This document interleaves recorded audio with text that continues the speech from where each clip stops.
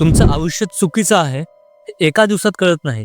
ते कुठल्या मोठ्या अपघाताने, कुठल्या मोठ्या अपयशाने किंवा कुठल्या मोठ्या धक्क्याने समजत नाही. ते खूप हळूहळू जाणवतं. इतक्या शांतपणे की बहुतेक लोकांना ते आयुष्यभर कळतच नाही. तुम्ही रोज सकाळी उठता, कामावर जाता, जबाबदाऱ्या पार पाडता आणि लोकांच्या नजरेत तुम्ही एक जबाबदार, समजूतदार, स्थिर माणूस असता. पण आत कुठेतरी एक रिकामेपण असतं, न दुखणारं, न ओरडणारा, फक्त असणारा. हे सगळ्यात धोकादायक असतं, कारण जे दुखत नाही ते आपण तपासतही नाही. तुमचं आयुष्य चुकीचं आहे याचं पहिलं मोठं लक्षण म्हणजे तुमचं आयुष्य खूप बिझी असतं, पण मिनिंगफुल नसतं.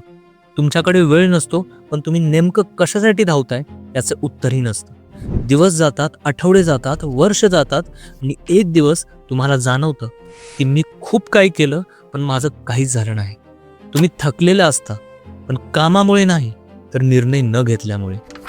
दुसरं लक्षण खूप शांत असतं. तुम्ही स्वतःला सतत समजावत असता, आता परिस्थिती अशी आहे, पुढे बघू, एकदा हे झालं की मग सगळं बदलेल.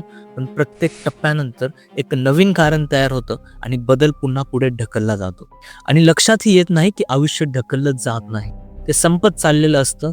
चुकीचं आयुष्य जगणारा माणूस कायम फ्युचरमध्ये जातो.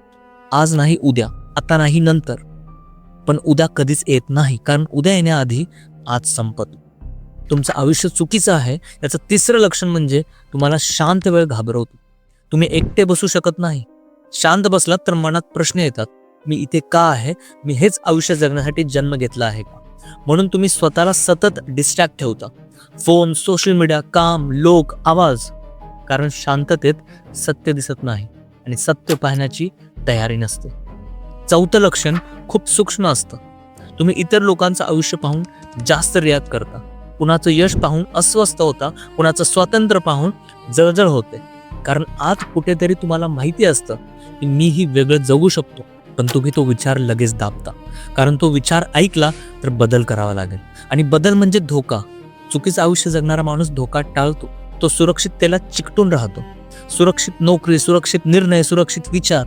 पण ही सुरक्षितता खरी नसते, ती फक्त ओळखीची असते. तुम्ही ज्या आयुष्यात आहात ते तुम्हाला दुखवत नाही, पण वाढूही देत नाही.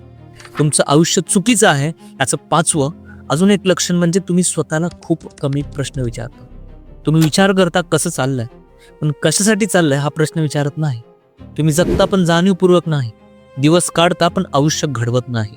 तुम्ही जबाबदाऱ्या पार पाडता पण स्वतःला बाजूला ठेवता, आणि हळूहळू स्वतःचं अस्तित्व फक्त भूमिका बनून राहतं.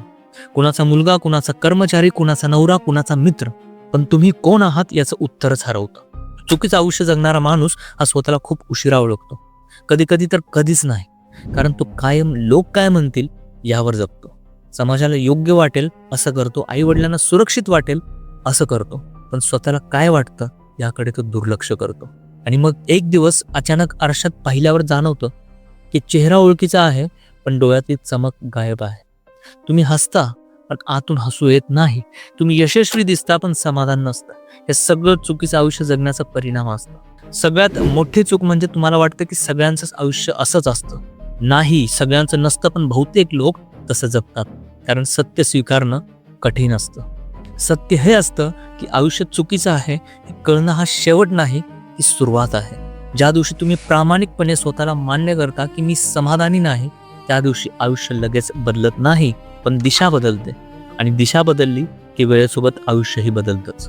चुकीचं आयुष्य सोडायला मोठा निर्णय लागत नाही, सगळं सोडून देणं लागत नाही. फक्त एक गोष्ट लागते, स्वतःशी प्रामाणिक होण्याचं धाडस.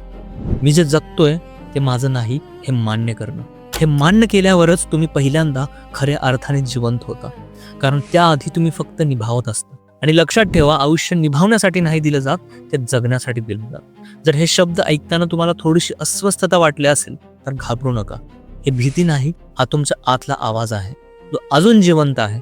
आणि जो आवाज अजून जिवंत आहे तो तुम्हाला चुकीच्या आयुष्यात फार काळ राहू देत नाही. मित्रांनो, हा जर व्हिडिओ तुम्हाला आवडला असेल तर व्हिडिओला लाईक करा, सबस्क्राईब करा आपल्या चॅनलला, आणि तुमच्या 4 मित्रांना हा व्हिडिओ शेअर करा. भेटूया पुढच्या व्हिडिओमध्ये. तोपर्यंत जय हिंद, जय महाराष्ट्र.